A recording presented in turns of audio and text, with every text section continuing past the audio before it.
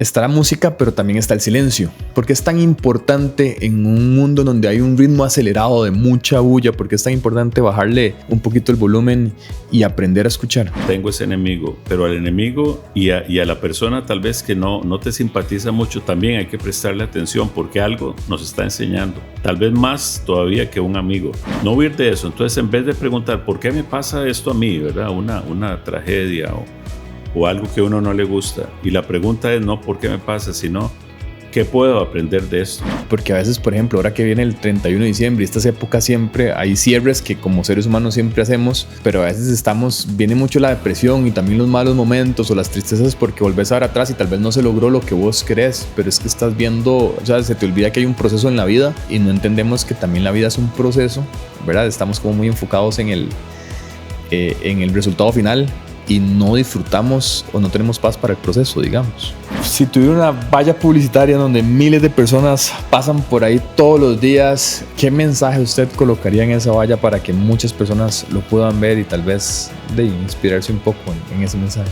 Bueno, sinceramente lo que haría es quitar la valla publicitaria, porque lo más bonito es lo que está detrás de la valla publicitaria. Tratar de buscar esa misma esencia y vivir consecuentemente con esa esencia que somos, aunque sea difícil.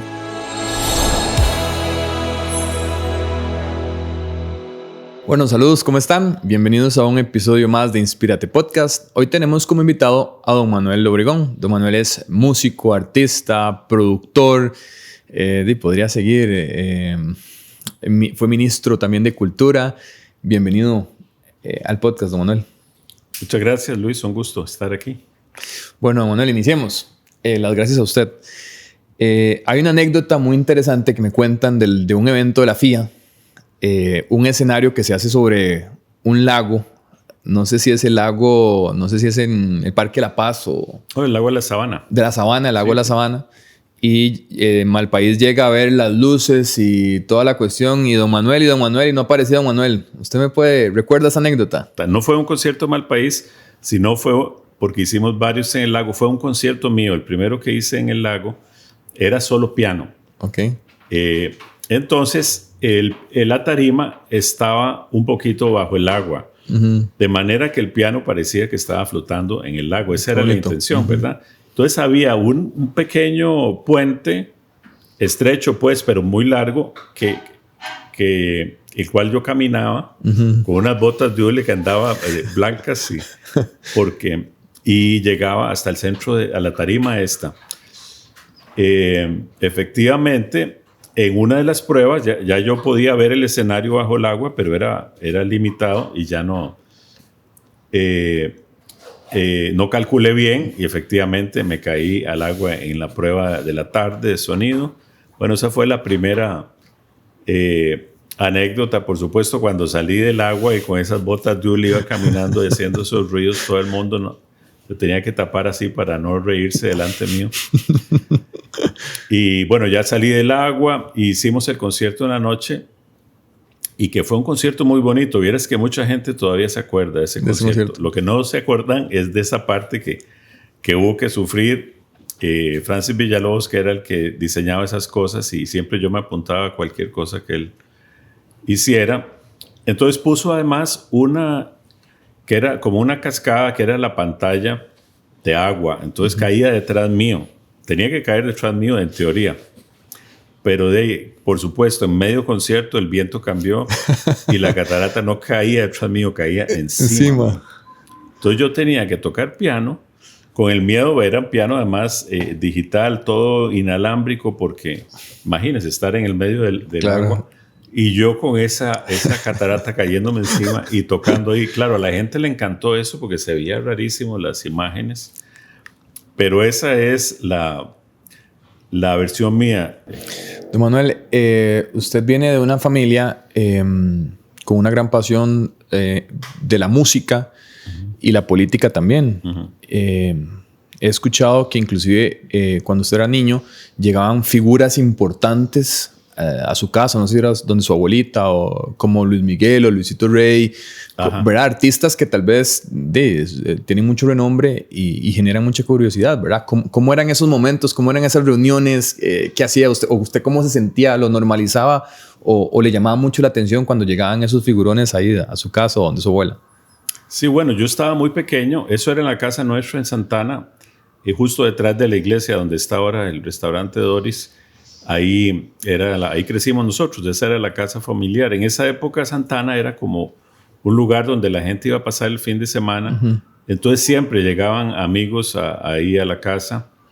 Y dentro de ellos, mi papá, aparte de la política, tenía una gran afición por la poesía y la literatura y por la música también, y llegaban muchos artistas también. Uh-huh. Mi familia, mi abuela era pianista, mis tías siempre estaban vinculadas también con la música. Entonces era una mezcla de personalidades políticas y personalidades artísticas. Y en esa época llegaba Manolo de Oña, que era el representante de Luisito Rey, que era bastante conocido en esa época. Entonces pasaron varios fines de semana en nuestra casa y sí, llevaban a Luis Miguel. Tenía como 1 año y medio, 2, cuando lo llevaban ahí a la casa. Todavía no se sabía pues lo importante que iba a ser en la historia de la música. Y músicos de todo tipo, de flamencos, bueno, una vez también gente de artistas internacionales como Víctor Jara, gente de la, digamos, importante de todo el movimiento, porque hay que acordarse que yo nací en el 60, que en esa época era de gran efervescencia, no solo política, sino también cultural, ¿verdad? Uh-huh. Toda la cantidad de artistas que venían de Sudamérica buscando refugio en Costa Rica. Entonces, pues sí, ese fue un poco el ambiente que se vivía en mi casa, y yo crecí con esas dos vertientes de la música. Siempre hubo un piano, también ahí me ponían a tocar, o otros artistas venían y tocaban. Con su abuelita. Ajá, sí. Yo le he escuchado, Manuel, que usted habla de que cada proyecto en la vida tiene su camino y tiene su tiempo. Sí. Hablando ahorita de que estamos tocando el tema de Malpaís,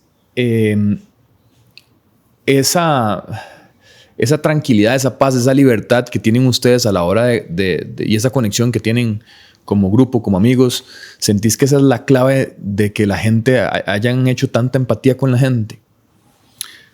Bueno, es un fenómeno bien interesante, uh-huh, el de Malpaís, y esa pregunta tal vez no tengo yo la respuesta exacta, pero lo que sí nunca imaginamos es que íbamos a estar tanto tiempo, ¿verdad?, tocando juntos, y que haya tantas generaciones que se sigan renovando también cada año. Cada vez que tocamos en las universidades, uno ve a todos los jóvenes, ¿verdad?, que vienen entrando a la universidad, que ya se saben las canciones.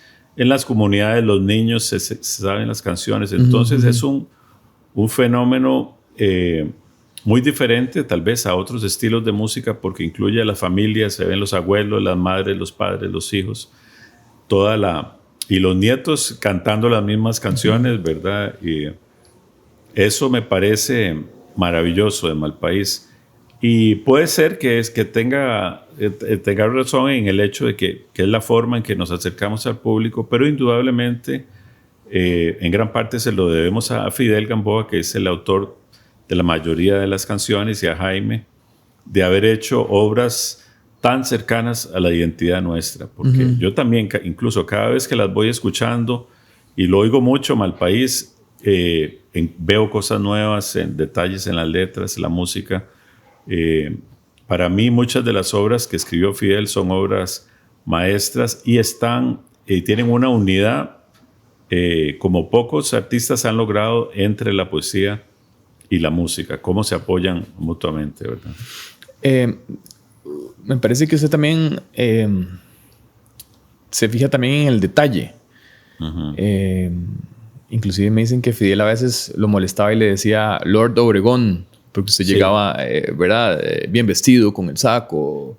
¿Qué tan importante para usted es ese detalle, digamos, también de la presencia, lo que uno hace, el detalle, la música, la poesía, todo ese tipo de situaciones que engloban un conjunto? Sí, normalmente me parece que también tiene que ver con la personalidad de cada uno. Efectivamente, yo casi siempre que me subo a un escenario, ¿verdad?, lo hago tal vez con el respeto que se merece, pero también siendo consecuente con mi propia esencia en ese momento. Entonces sí, me gusta a veces vestirme diferente para la ocasión. Es una ocasión especial, ¿verdad? Claro. Uno sube al escenario, tal vez no andar como uno anda en la calle. Pero al final de cuentas, sí, la esencia es eso de la música. Yo no sé de dónde sacó Fidel eso de Lord Obregón, pero sí me decía así. Y tuvimos, la verdad, una amistad muy entrañable, muy especial. Sí. Está la música, pero también está el silencio. Ajá. Y yo creo que usted en algún momento daba algún curso o algo sobre el arte de escuchar, Sí. ¿verdad? ¿Por qué es tan importante en un mundo donde hay un ritmo acelerado de mucha bulla? ¿Por qué es tan importante bajarle un poquito el volumen y aprender a escuchar? Pero el arte de escuchar no, digamos, no solo ponerse en los zapatos de la otra persona, sino entender, sin perder la esencia propia, ¿verdad? ¿Qué es lo que está pasando en este momento presente, ¿verdad? Sin tener que estar yendo atrás. Entonces, ¿qué significa eso? Escucharte, digamos, sin ningún prejuicio. Fíjate qué difícil que es eso.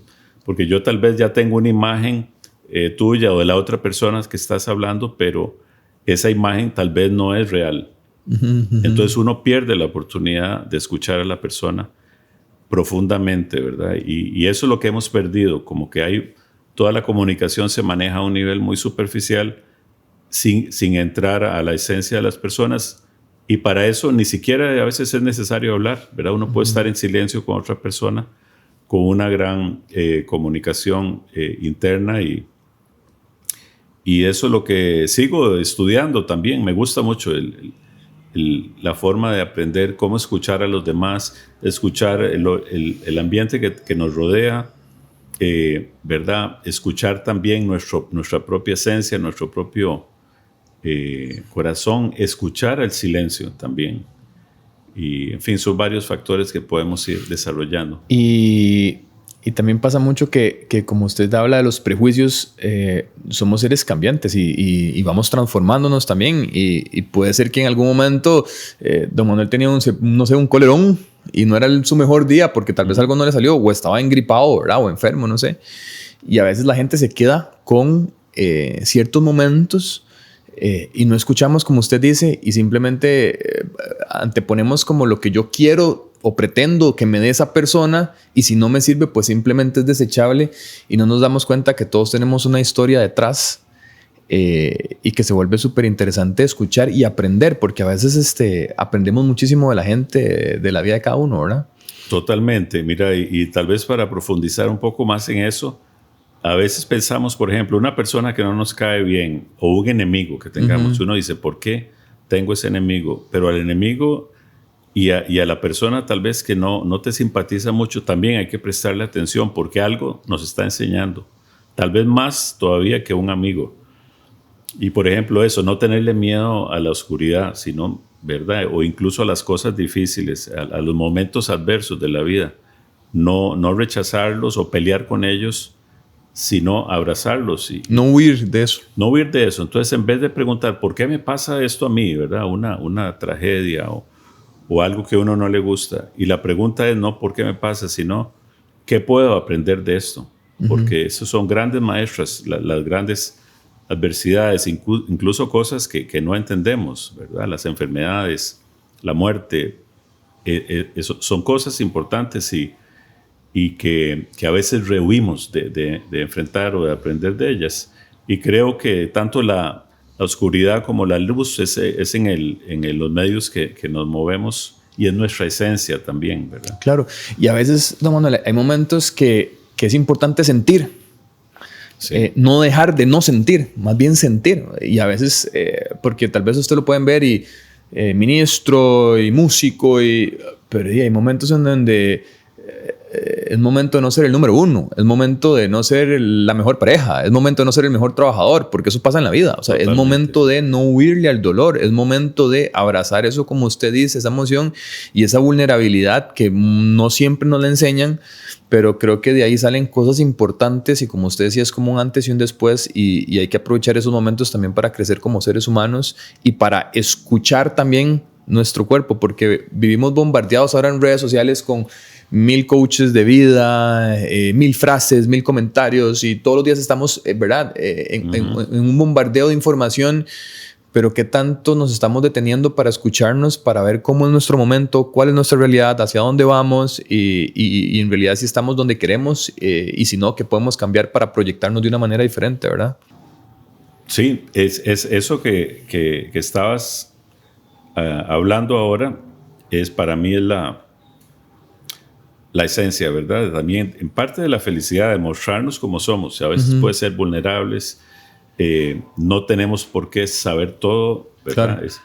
Es importante buscar ayuda. A veces tenemos ese orgullo y no nos gusta a veces tal vez no mostrar todo porque... Pedir ayuda. Pedir ayuda.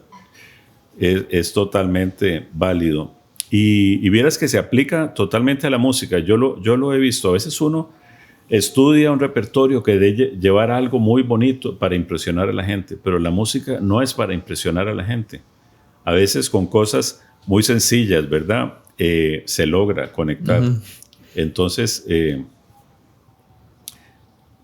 para mí ese es el momento, digamos, estoy ahora, es ese, no tanto de impresionar, sino trabajar más la emoción y tocar cada nota que uno toque, de verdad que salga desde el corazón, ¿verdad? En ese momento. Y eso es todo un ejercicio tal vez de honestidad que al fin de cuentas pienso que todo el mundo agradece y ahí se genera una conexión mayor con el público, con ese momento y no solo se aplica al arte, sino a toda nuestra vida, en todo momento, ¿verdad? Don Manuel, ¿usted qué ha aprendido del amor y de las relaciones a través de la música? Bueno, la música es un lenguaje muy poderoso, ¿verdad? Que puede facilitar, digamos. Claro. En el caso mío, yo me dediqué a la música porque para mí era más fácil expresarme. ¿En serio? A través de la música. Entonces empecé tal vez con una cosa muy superficial. Yo era súper tímido en el colegio, pero me daba cuenta que cuando yo me sentaba al piano, aquello se transformaba y las muchachas que me gustaban se acercaban al piano. Yo no tenía que hacer nada ni ir a buscarlas. Era el toque. Sí, y ni siquiera tenía que hablar. Imagínate qué maravilla. Entonces, la música hablaba por usted. Sí. Entonces es un elemento que por supuesto que la música puede ser que facilite nuestra relación con esas dos cosas tan poderosas que hablabas ahora, con el amor. Pero el amor es mucho más profundo y más grande que lo que puede ser el amor de pareja o las relaciones puramente sentimentales, porque prácticamente el amor lo es todo, ¿verdad? El amor es lo que nos mueve. Para mí también en esos espacios que te digo, espiritualidad, que uno empieza a meditar, te das cuenta que el amor es la pura creación, ¿verdad? Lo que llaman el amor incondicional. No importa lo que sea, uno puede entrar en ese espacio de amar todo. Claro. Realmente el universo y toda la creación es pura belleza, ¿verdad? Y sin embargo nosotros como seres humanos, tal vez poco evolucionados, tenemos nuestras imperfecciones, como hablabas antes también, pero también tenemos esa capacidad de amar y creo que eso es lo que nos puede salvar, ¿verdad? De tanta cosa, de lo que vivimos ahora, de las guerras, tal vez de la incomunicación, del odio que puede surgir, pero ¿No siente que a veces nos tomamos las cosas demasiado en serio y hay momentos pero que el amor también es un medio y una herramienta para vivir más en paz, en armonía, para reírse un rato también, ¿verdad? Porque vivimos como en piloto automático y hay elementos importantísimos como el amor, como la gratitud, el agradecer. Vivimos como tiempos mucho pendientes de qué me hace falta, el punto negro en el mantel blanco, esa exigencia total y constante de todos los días por solucionar, por tener, por desarrollar, ¿verdad? Por salir de la zona de confort que nos meten también mucho, ¿verdad? El amor, la paz, la gratitud, creo que son valores importantes para vivir. Importantísimo eso que acabas de decir. Tal vez para empezar con uno, la gratitud para mí es la clave de empezar a generar esa corriente que te decía. Agradecer todo lo que uno tiene. y a veces cosas que uno da por hechos, porque uno puede querer otras cosas o una forma de vida mejor o cosas materiales, pero no se da cuenta de lo importante que es, por ejemplo, bueno, esto que estamos haciendo ahora, respirar. O sea, el aire lo tenemos, ¿verdad? Y es algo que está ahí y no agradecemos todos los días por tenerlo. El agua, los elementos, el sol que da energía a todo el planeta, ¿verdad? Y, en fin, toda la vida es bonito y yo lo practico. A veces mi esposa me vacila con eso, ¿verdad? Pero yo me levanto de la cama y agradeciendo, ¿verdad? El día y por estar vivos y tener un día más, ¿verdad? De poder agradecer. Y la verdad es que cuando uno entra en esa frecuencia de gratitud, es cuando empieza a recibir otras cosas que ya vienen por hecho. Yo creo que es mi creencia es esa. Entonces, digamos, uno de los elementos que nombrabas es la gratitud. Por supuesto, hay otro que es la fe. Yo no soy una persona, digamos, religiosa, ni practicante, pero sí me considero espiritual y todos los proyectos que yo he hecho los he hecho porque creo en ellos. O sea, y esa fe en lo que uno va a hacer, conocer también que lo que nosotros podemos disponer es solamente tal vez una pequeña parte, la voluntad o el destino que tenemos, pero la verdad es que todo sí tiene su propio orden en el universo. Y a veces es importante también dejarse llevar, no querer uno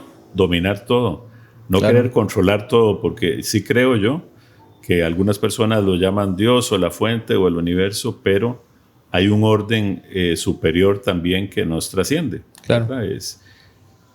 ¿Por qué nos trasciende? Porque todo lo tratamos de analizar con la mente y explicar con palabras, pero hay otra inteligencia que puede ser superior, que es la intuición. Porque mira, a veces, por ejemplo, bueno, vos puedes decir por intuición, voy a ir a hacerle una entrevista a ese señor, ¿verdad? Pero tal vez no lo haces de una manera intelectual, sino que porque hay algo espiritual y también que está como en la memoria genética, que es esa para mí es la intuición, que es algo que no hay que perder de vista, ¿verdad? Para tomar decisiones, para vivir, ¿verdad? Y también, sí, yo me levanto y agradezco, porque a veces, por ejemplo, ahora que viene el 31 de diciembre, estas épocas siempre hay cierres que como seres humanos siempre hacemos, pero a veces viene mucho la depresión y también los malos momentos o las tristezas porque volvés a ver atrás y tal vez no se logró lo que vos querés, pero es que estás viendo, o sea, se te olvida que hay un proceso en la vida y que la gente está enfocada mucho en el objetivo, en lograrlo y en estar, pero eso te dura segundos o minutos, y no entendemos que también la vida es un proceso, y el proceso te va a llegar, digamos, a buen puerto. Yo creo que si uno es determinado y quiere algo, pues uno puede proponérselo, pero no somos, todo lo queremos ya, y con todo ese tema después de la pandemia, la inmediatez y todo, ¿verdad? Estamos como muy enfocados en el resultado final y no disfrutamos o no tenemos paz para el proceso, digamos. ¿Qué piensa usted del proceso? Bueno, pienso que el proceso es todo, ¿verdad? A veces creemos que siempre tenemos eso, que llegar a un objetivo o a un propósito de vida, pero posiblemente el propósito de vida ya lo cumplimos, ¿verdad? Y estamos en me parece muy importante esa reflexión tuya de disfrutar el proceso que es la vida. La vida, exactamente. La vida. Y a veces se nos pasa la vida y no disfrutamos porque no llegamos a ese objetivo y resulta que tal vez era otro. Entonces, mira, importante salirse de la pintura a veces, ¿verdad? Uno está metido ahí en la pintura, pero cuando ya la estás observando desde fuera, tu propia pintura, uno empieza a ver cosas tan importantes como eso. Por ejemplo, deberíamos de tener un momento de celebración, que es la clave de lo que pasa ahora, por ejemplo, en Navidad, que es celebrar el nacimiento de Jesús, y que es una persona, ¿verdad?, tan importante en toda la historia, claro, ¿verdad?, humana nuestra. Y bueno, y resulta que se convirtió en otra cosa, se convirtió en un negocio y entran factores que en los cuales todos nacimos dentro de esa cultura ya de digamos, más material vinculada con el dinero, que en el fondo el dinero no es más que una invención. O sea, el dinero en la naturaleza, ni en el universo, ni en ningún lugar existe. Nosotros lo inventamos. O sea, es una forma que tampoco se le puede echar la culpa a nadie porque es una creación de nuestra sociedad. Pero se ha vuelto hasta tal punto, se le ha dado tanta importancia que dejamos las cosas más importantes de lado. Entonces, ¿verdad? Ahora todo el mundo anda más preocupado que qué compro o qué regalo o cómo llego a fin de mes, ¿verdad? Y hay que buscar ese balance de tampoco dejarse agobiar, ¿verdad? Tanto por esa parte y tratar uno mismo de buscar los espacios para fortalecer lo que sí vinimos a hacer aquí, ¿verdad? No fue hacer dinero, porque el dinero ahí va a quedar, sino a tener una experiencia humana, ¿verdad? Que significa ese vínculo con el conocimiento, con el amor, con la compasión, que es una palabra maravillosa, que es poder entender a los demás. Mira, qué otra razón que vinimos a este planeta que era para poder entender a las otras personas y ver cómo somos. Claro. En esencia, ¿verdad? Y tenemos tan metidos, don Manuel, el tema de la competencia. Entonces llega el chisme, ¿a qué le pasó algo? Y como que en el fondo pareciera como que lo celebramos, ¿verdad? Porque mira, fulano le pasó porque estamos como en una competencia del otro que tiene, que logró, a mí me falta. Entonces vivimos y eso genera ansiedad y generan factores, digamos, que te complican la vida porque estamos enfocados en totalmente la competencia en lugar de ver que todos podemos crecer, que todos podemos producir, que todos podemos generar, que todos podemos vivir en paz y que tal vez podemos tener una forma de pensar diferente a lo que muchas veces el mundo nos quiere empujar, ¿verdad? Bueno, ahí acabas de tocar un tema que para mí es clave, ¿verdad? Y que en el cual nos crecimos todos nosotros, en ese ambiente de competencia. Acordate que y viene desde las familias y viene desde la educación también, ¿verdad? El que saque la mejor nota, no importa si le pasas por encima a tus compañeros, pero lo importante es tener la mejor calificación. Entonces, en vez de la competición, ¿verdad? Lo que debemos incentivar, y ahí sí hay que hacer un cambio total de paradigmas, es la cooperación, que vos lo acabas de nombrar, que realmente el único triunfo se da cuando todos trabajamos juntos. Y eso, mira, una cosa muy bonita que tiene la música y que lo vemos en Malpaís también, tantos años, es que ningún grupo suena mejor que el peor de sus integrantes. Okay. ¿Entendés? Entonces hay que levantar a todos. Para que el grupo suene bien, tenemos que tratar de subir el nivel todos, ¿verdad? ¿Y usted puede sentir eso? Mira, hoy Jaime le pasa algo porque lo escucho, ¿se siente eso?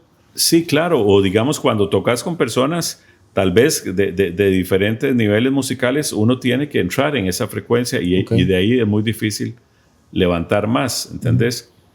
Entonces, eso pasa a nivel de sociedad. De nada sirve que una persona crea que el éxito es llegar a la cima, ¿verdad? Que podamos considerar importante si no lo hacemos con los demás, ¿verdad? Y eso implica familias, implica tus equipos de trabajo y al fin de cuentas toda la sociedad.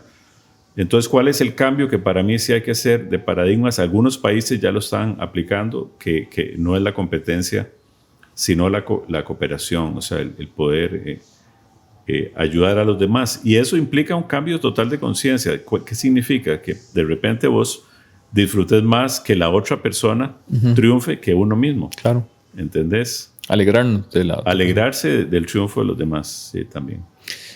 Hay una aventura que usted tiene cerca, con una tribu, cerca de las cataratas del Iguazú, creo, en las Amazonas, con el ayahuasca. Sí. ¿Verdad? ¿Usted nos podría comentar cómo fue esa experiencia que vivió? Si se trasladó a otra vida, a otro momento, si sanó una carga espiritual que llevaba. ¿Cómo fue esa aventura? Si nos puede contar un poco más. Sí, yo formé una orquesta que se llamó la Orquesta del Río Infinito, en la cual era como una ampliación de la Orquesta de la Papaya, que era centroamericana. Esta era con músicos de toda América y entonces navegábamos por los ríos. Estábamos iniciando la navegación del río Paraná y decidimos empezarla en las cataratas de Iguazú, que ahí es navegable hasta Buenos Aires. Esa zona de Iguazú está tradicionalmente está habitada por culturas guaraníes, sobre todo, ¿verdad? Entonces la primera noche la pasamos en una comunidad compartiendo la música que era de origen guaraní, y estuvimos tocando. Llevábamos a un chamán que él era ecuatoriano, Mauricio Vicencio, un gran músico, tocaba montones de instrumentos, pero yo realmente hasta ese momento no sabía nada, hasta que él me dice: en la noche quiero invitarte a una ceremonia que vamos a hacer, así que mejor no coman nada hoy durante el día, o sea, hacer un ayuno. Y yo le hice caso, pues. Él había invitado, éramos como más de 40 músicos, pero él le invitó solo a unos cuantos, éramos como 7 músicos. El asunto es que yo es la primera vez que oí hablar de esas plantas sagradas que usaban en el Amazonas, y en este caso era la ayahuasca. Pues sí, tomamos la medicina, y la ventaja es que éramos todos músicos, y él empezó a hacer sus cantos, lo que llaman los ícaros. Tuvimos una experiencia maravillosa, puedo decir yo, y fue como un antes, un después también en la concepción mía de la espiritualidad, de la naturaleza, y también de lo sagrado, ¿verdad? Lo que significa ese contacto con la fuente o con la creación, como queramos llamarlo. Y fue poderosísimo. Yo la verdad es que le tengo mucha gratitud a él por esta invitación, y a partir de ahí también fue una inauguración muy bonita para la navegación, que duró como 1 mes y medio, mucha conexión con la naturaleza, y es un misterio, la verdad, cómo funcionan estas plantas, pero sí es algo que en manos de alguien que sabe cómo hacerlo y que conoce, digamos, cómo acceder a este conocimiento, porque no son solo las sustancias o los componentes activos que tengan las plantas, sino los cantos. Eso para mí es lo más importante. Incluso un porcentaje mayor que eso es... Es como un ritual. Es un ritual, sí. Hay una purga primero, alguna gente, no todo el mundo, pero alguna gente vomita, otros, ¿verdad? Tienen que limpiarse espiritualmente también y físicamente, de todas las maneras, hasta que uno llega a un momento en que entra en una frecuencia especial. Es como yo después pues, me interesé mucho por ese tema, investigué mucho, trabajé también otras experiencias, pero lo que pasa es que la sabiduría de estos indígenas es, con estas mezclas de plantas y todo, es como acceder a una conciencia que todos tenemos, que básicamente es nuestro propio espíritu. O sea, lo que uno ve, lo que uno siente, yo creo que es eso. Pero se puede hacer de otras maneras. Digamos, es algo que no hay que buscarlo. Si las plantas te llaman, pues uno tal vez lo hace, pero a través de la meditación y de la música también se accede a los mismos lugares sagrados, las mismas visiones. Así que es lo que estoy haciendo ahora, de esa manera, ¿verdad? Esta corriente tiene que ver con el aprendizaje de conexión con las plantas. Sí. Y qué bonito eso que usted cuenta, porque también eso es una aventura. Yo creo que usted ha tenido 1000 aventuras, pero eso es una aventura muy bonita, porque usted a través de los ríos intenta unir los países, porque no hay fronteras, ¿verdad? Así es. ¿Verdad? Entonces ahí es donde usted busca o reúne músicos de diferentes países de Centroamérica, y van de puerto en puerto comunicando pueblos, ¿verdad? Compartiendo con las comunidades, aprendiendo de ellas y intercambiando también la música y el conocimiento que muchas veces desconocemos, porque la mayoría, los ríos han sido las grandes autopistas de la cultura. Todos el Amazonas, el Paraná, el Mississippi, el Hudson, o sea, todos los ríos de América. Ahí se han formado las ciudades y las culturas. El Magdalena en Colombia, el Orinoco en Venezuela. Ahí está la esencia de nuestra identidad. Entonces la forma para mí de aprender de la música en todos estos años fue a través de los ríos. Por eso le pusimos así, la Orquesta del Río Infinito, porque nunca se acaba. Me comentan también que, bueno, con todo este fenómeno, por ejemplo, de Malpaís, que Fidel se encargaba de hacer los arreglos y que usted hacía los desarreglos. Bueno, puede ser una forma, aunque la verdad es que ha sido un proceso bastante colectivo. Lo que sí le agradezco yo a Fidel es la libertad que siempre él me dio para salirme un poco, ¿verdad?, de la estructura de los temas que él había compuesto y aportar un poco de mi esencia, pero también creo que los otros músicos lo han hecho de alguna manera, de miembros de me dicen que sus amigos me comentan que usted tiene un carácter aventurero, que es valiente, y entonces eso hace que a veces no se sabe, porque pueden estar en un concierto y de la nada usted se baja y va entre el público y empieza tal vez con una melodía diferente, como Caña Dulce, por ejemplo, sí. Otras cosas. Entonces sí, que ellos se tienen que esperar a ver qué pasa con ustedes para después seguir con lo que estaban haciendo, ¿verdad? Sí, que sí. Eso lo caracteriza y lo hace especial a usted, me dicen. Eso es parte de mi formación. Sí, para mí la música siempre ha sido, ¿qué es lo que pasa? Es sentir la energía del momento. Entonces uno no sabe muy bien qué es lo que va a tocar hasta que esté ahí en el escenario y vea al público.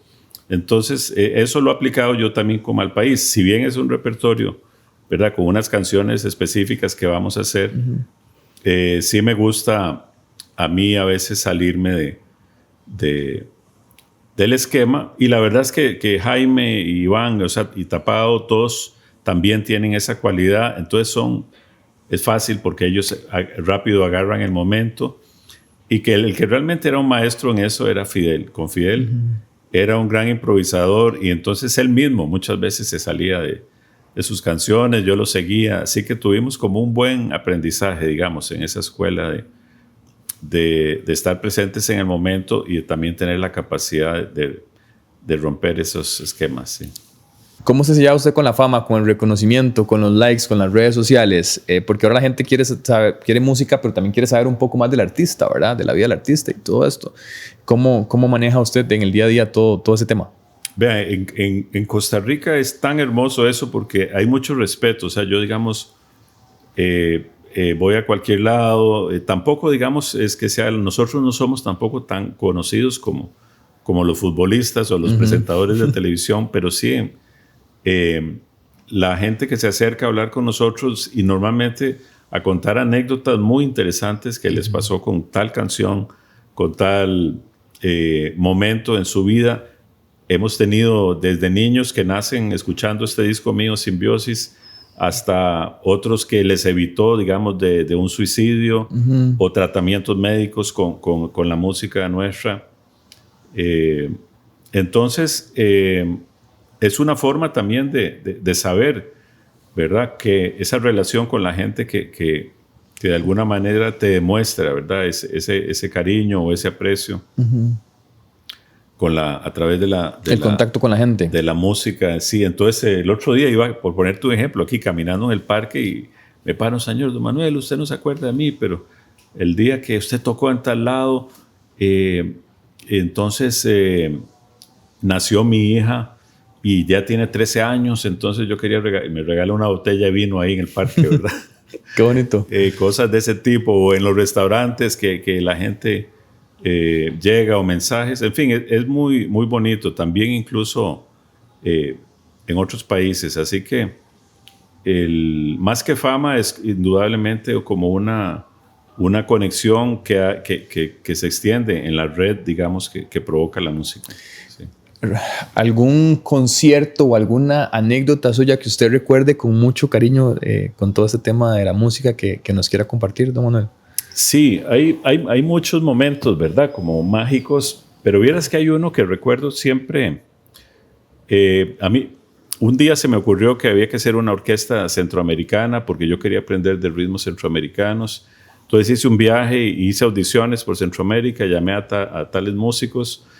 Esa orquesta tuvo éxito, que fue la Orquesta La Papaya, y yo tenía un vínculo muy especial con la ciudad de Nueva Orleans. Había un festival muy grande en esta ciudad que se llamaba el Festival de Jazz de Nueva Orleans. Y por dicha nos llegó la oportunidad de ir a presentarnos allá. un concierto enorme, ¿verdad? Esos conciertos que tiene ese festival de más de 100,000 personas. Estaba, por cierto, Carlos Vives, que estaba empezando en ese momento, era como su momento de éxito. Él tocó antes de nosotros. Y cuando nosotros tocamos, yo sentí algo, no sé cómo explicarlo, pero fue una satisfacción como decir, bueno, yo me puedo morir en este momento que ya lo que vine a hacer ya lo hice, ¿verdad? Esa fue una sensación muy especial de ese concierto. Se llamaba, el escenario Congo Square, me acuerdo perfectamente, y fue una euforia también porque la música centroamericana había estado ausente de todos estos grandes festivales. Fue como una forma de reivindicar todos esos sonidos de las marimbas, de los tambores y de la música ancestral nuestra que ahí estaba, ¿verdad? Marcada. Luego ha habido algunos conciertos importantes, digamos, en el Teatro Nacional, tocando piano solo, que también los recuerdo con mucho cariño. Y con Malpaís, la verdad es que han sido tantos que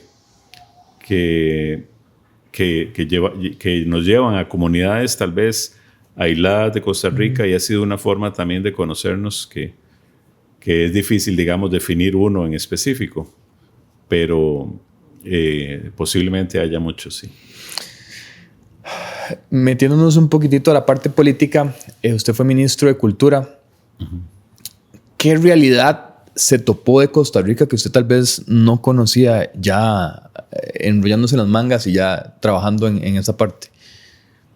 Bueno, yo había tenido cierto vínculo con la parte política por la familia. Mi papá fue, cuando yo nací, mi papá era candidato a la presidencia, así que digamos que todos los primeros años de mi vida los pasé en campaña política, en un jeep que tenía mi papá, y ahí él mismo se paraba en el jeep y de ahí hablaba. En algunos lugares lo apedreaban y en otros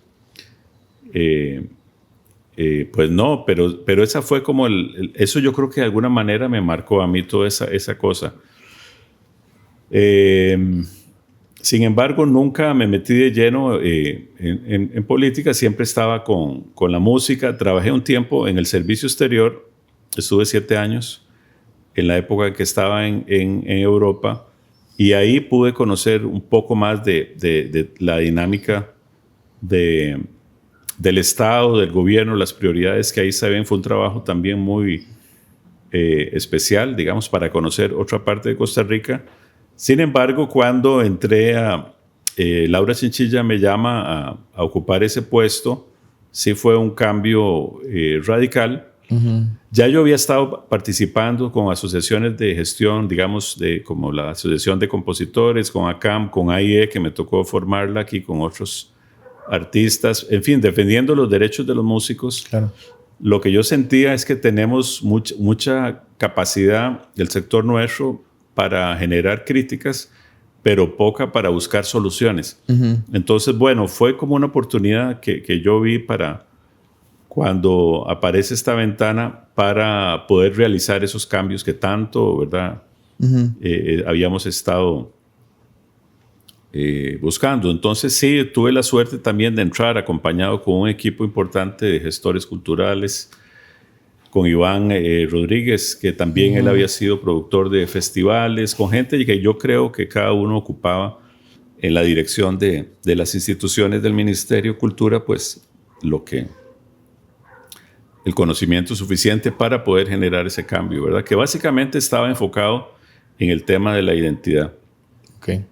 ¿Verdad? Que la cultura no eran solo las artes escénicas, sino que tiene que ver mucho que ver con nuestro patrimonio histórico, ¿verdad? Con toda la huella de las comunidades indígenas, con otros elementos también más amplios, como los que tenemos ahora de la gastronomía, las costumbres, las danzas. Todo eso estaba ahí, pero fue lo que nosotros tratamos, digamos, de potenciar más, llevar más arte también a las comunidades. Y bueno, creo que logramos, sin entrar en detalle de todo lo que hicimos, pero sí se logró la mayoría de los objetivos que tenía durante esos 4 años. Yo creo que todo se transforma, los seres humanos nos transformamos. Hace unos años no existía el internet y ahora ya estamos con inteligencia artificial. La cultura creo que también se transforma. A veces la gente defiende mucho como si la cultura fuera como estática, no transformable y es parte de la idiosincrasia.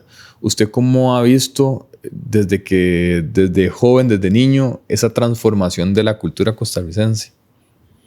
Con sus ojos. Sí, de esa misma manera que acabas de describirlo, ¿verdad? A veces, incluso, y pasa lo mismo con el medio ambiente, siempre tenemos la tendencia a querer conservar lo que conocemos. Uh-huh. Entonces, digamos, lo hemos visto en todas las tradiciones, incluso no en Costa Rica, siempre pues pasó con lo que llamamos música clásica, que también tuvo sus transformaciones con el tiempo. Pasa con el flamenco, que muchos quieren dejarlo como si fuera un museo, dejarlo ahí quieto y tiene una constante evolución. Y pasa, por supuesto, con todas las tradiciones y formas de vida. Al fin de cabo, la cultura es la esencia de lo que son los pueblos y esos pueblos se van transformando. Entonces la cultura también. No podemos dejarla guardada en un cajón, ¿verdad? Lo mismo pasa con la naturaleza. Uno puede hablar de conservación de la naturaleza, pero la naturaleza está en constante evolución y cambiando. Entonces nunca va a ser como queremos que sea. Entonces es importante asumir ese papel, que somos parte de un universo que siempre está cambiando. Sí. Don Manuel, aquí extra micrófonos estábamos hablando. Usted tiene una foto muy bonita. Bueno, tiene un piano hermoso aquí de muchos años, casi los 100 años, hablábamos ahora. Tenés una foto muy bonita con el Papa Francisco. Contame un poquito de ese encuentro, porque creo que es una figura importante y uno no lo tiene al frente todos los días, ¿verdad? ¿Cómo fue ese momento? Bueno, esa foto es de una visita oficial que yo hice a Roma, y casualmente fuimos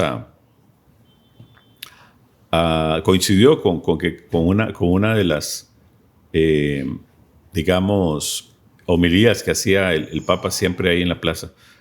Entonces tuvimos la posibilidad de saludarlo, y lo que yo sentí en ese momento era una profunda conexión con ese ser, ¿verdad? Uh-huh. Ya no lo veía tanto como Papa ni nada, sino indudablemente él abre el momento de la presencia en medio de ese barullo y miles de personas alrededor para establecer una comunicación profunda y eso fue lo que sentí en ese momento, que él estaba realmente escuchando y que logramos como identificar, ¿verdad? Las almas en ese momento. Eso es algo muy fuerte y es un don que yo creo que pocas personas tienen, ¿verdad? De estar ahí en el momento, y no importa lo que esté pasando alrededor, sino escuchar qué es lo que la vida nos está regalando en ese momento para poder compartir. Claro. Ya para ir cerrando, Manuel, ¿qué le ha dado la música a Manuel Obregón, y Manuel Obregón qué le ha dado a la música? Bueno, la música me ha dado prácticamente todo lo que soy. Yo creo que la música es algo que en lo cual siempre estoy flotando, digamos, es parte de mi esencia, aunque uno lo quiera o no, ¿verdad? Pasa algo raro con la música, que es que la música es muy cercana a la matemática. Entonces, porque son medidas, son intervalos, son ritmos, son tiempos, son alturas. Entonces, uno está viendo algo que le gusta, una imagen o una persona, y todo eso empieza a funcionar. Yo no sé de qué manera, ¿verdad? En el inconsciente, pero se traduce al fin de cuentas en un sonido. El sonido es una mezcla de todos esos elementos que tienen que ver más con las medidas, con matemáticas, ¿verdad? Entonces, por alguna condición que uno tal vez no entendemos suficiente, nace con esa percepción, ¿verdad? Incluso yo, antes de saber nada de teoría musical, yo ya podía tocar, porque tenía eso como esa facilidad dentro mí. Desde los 3 años yo podía tocar melodías en el piano. Entonces ha sido una compañía enorme. Creo que le debo a ese don gran parte de conseguir eso que hablábamos al principio, ese propósito de vida, ¿verdad? Que posiblemente hubiera sido muy diferente si no me dedico a la música. Y creo que lo que yo he podido aportar, tal vez en una escala pequeña aquí en Costa Rica, es casualmente esa identidad, digamos, de lo que somos, pero no por lo que yo hago, sino por lo que a través mío se ha manifestado. Digamos, este mismo disco, Simbiosis, que aquí tenemos la portada, para mí fue un elemento importante de saber escuchar, pero sobre todo que la naturaleza en ese momento se manifestara. Yo lo único que hago es acompañarlo. O sea, no es un disco mío, sino de la naturaleza que existía en ese momento en Monteverde, se expresara. Y luego, pues los otros proyectos grandes que he hecho, esos también tienen mucho que ver con esa búsqueda de la identidad, ¿verdad? La orquesta La Papaya, el mismo sello Papaya Music, la orquesta del Río Infinito, el mismo trabajo que hemos hecho en Malpaís, todo eso tiene que ver con la búsqueda de la identidad propia nuestra como ticos. Y creo que sí, por supuesto que no soy el único, hay mucha gente que ha trabajado en eso, pero sí creo que ha habido un aporte dentro de esa parte de la identidad nuestra y tal vez más globalmente de un acercamiento a esa espiritualidad a través del sonido.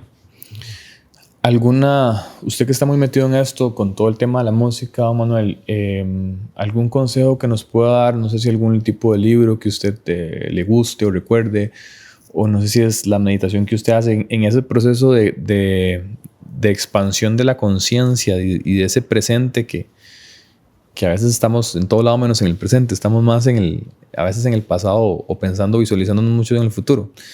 En su día a día, usted medita, algún libro especial que tenga, algo que nos quiera recomendar.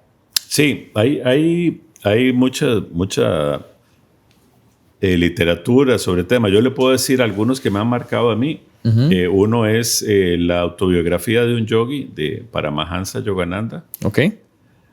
El otro es El arte de escuchar, que por cierto lo tengo aquí siempre porque estoy viendo este. Este libro de Julia Cameron es una maravilla. El arte de escuchar. El arte de escuchar. Ok. Ahí es como una guía de cómo seguir estos pasos. Mira, pues casualmente este libro también lo recomiendo, que es El acto creador de Rick Rubin. Ok. Que habla de cómo funciona el proceso creador. Pero en general, hay otro libro que siempre me ha acompañado toda la vida, que es un libro de poesía, que se llama Hojas de Hierba, de Walt Whitman, que es un poeta norteamericano. Ese me encanta. Ahora, ejercicios que yo hago. Tengo la suerte que mi esposa es profesora de yoga, entonces, buenísimo. Si bien yo no soy mucho de hacer ejercicios, pero ella me empuja a hacer un poco de esta práctica que ayuda mucho a un balance, digamos, emocional. Y la meditación, que sí la usamos en ese balcón que está aquí atrás, en las mañanas y en las tardes. Hacemos cada uno a su manera algunos ejercicios de respiración, de que se llaman Kriya Yoga, y después simplemente meditar, ¿verdad? Que es entrar en contacto con nuestra esencia espiritual. No lo que somos en este plano, sino, ¿verdad? Lo que llaman nuestro ser superior, ¿verdad? Que eso nos conecta con la espiritualidad. Todo lo que tratamos de buscar en libros y en religiones y con gurús, la verdad es que ya lo tenemos adentro. Es cuestión de sentarse a meditar y buscar. Ahí tenemos todo eso que necesitamos para tener una vida plena a nivel espiritual, ¿verdad? Si tuviera una valla publicitaria donde miles de personas pasan por ahí todos los días, ¿qué mensaje usted colocaría en esa valla para que muchas personas lo puedan ver y tal vez inspirarse un poco en ese mensaje? Bueno, sinceramente lo que haría es quitar la valla publicitaria, porque lo más bonito es lo que está detrás de la valla publicitaria. De verdad, es un tema complejo de las vallas, porque nos están quitando hasta la forma de existir. Pero entiendo tu pregunta y no hace falta la valla. Digamos, yo lo que pondría en nuestra esencia espiritual es ser uno mismo, que tal vez se dice fácil, pero no es tan sencillo. Tratar de buscar esa misma esencia y vivir consecuentemente con esa esencia que somos, aunque sea difícil. ¿Qué significa eso? Que no tenemos por qué complacer a nadie. No vinimos aquí a eso. Es simplemente a buscar nuestra propia presencia, nuestra propia esencia espiritual, que, bueno, algunos lo llaman espíritu también, ¿verdad? Eso es lo que somos. Y a partir de ahí todo va a ser más fácil. No importa a lo que nos dediquemos, ¿verdad? Y ser lo que somos. ¿Algún consejo para un músico, para una persona que está iniciando un proyecto y tal vez carece de seguridad o no le está yendo tan bien o las cosas no están saliendo en ese momento como ellos esperan? ¿Qué consejo le daría a esa persona? Pues vieras que curiosamente es el mismo, porque el éxito que a veces creemos que estamos buscando no es otro que hacer y acercarnos a esa esencia desde el campo espiritual. En el caso de un músico es eso, ¿verdad? Tratar de tocar la música desde el corazón. No importa que las modas o que, ¿verdad? Que del otro tenga suerte, que yo creo que es lo que nos ha mantenido a nosotros, digamos, haciendo lo que hacemos, que nunca hemos estado persiguiendo una moda, ni vamos a hacer ahora el reggaetón porque está de moda, ni vamos a hacer esto, sino hacemos lo que hacemos y en algunos momentos llegan en que tienen más reconocimientos, otros que no, o posiblemente nunca lo tenga, pero el éxito es ese, es estar uno, digamos, pleno, claro, y complacido con lo que uno tiene que hacer, ¿verdad? Don Manuel, ¿la gente dónde lo puede seguir? ¿En redes? ¿Usted está en Instagram? ¿En dónde? Sí, tengo una página web y por el nombre mío, Manuel Obregón, me encuentran en casi todas las plataformas. Mi música está en todas las plataformas de streaming de la música. Y sí, creo que es lo más fácil a través de estas plataformas. Muchas gracias por este ratito, Manuel. Muchas gracias a ustedes y un gusto estar aquí. Bueno, muchas gracias a todos ustedes. Si les gusta el episodio, lo pueden compartir también con amigos, familiares, activar las notificaciones, muy importante. 2 de cada 10 personas siguen YouTube o Spotify, entonces sería buenísimo que se suscriban, que nos puedan seguir, que hablen a los demás del podcast y así poder llegarle a más personas. Hasta la próxima, nos vemos. Chao.